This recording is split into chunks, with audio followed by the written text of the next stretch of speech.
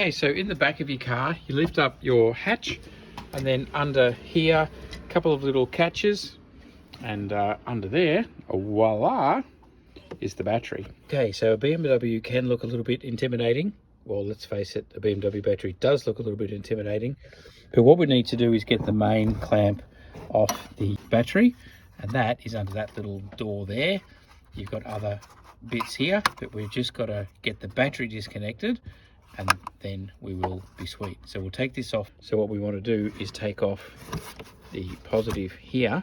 So that's a 10mm socket you're going to need to get in there and to undo that.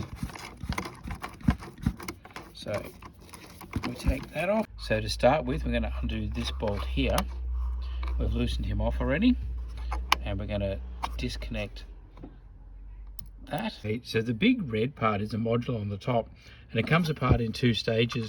So basically we unclip on this side and that side. Just put a screwdriver down the side into that metal clip there, so that unclips, and then we lift that up. Now don't leave it sparking and jumping on and off the terminal. So you loosen off the bolt and then lift that up, hold it out of the way, and then you'll be able to lift up the terminal that you've undone with the 10mm there.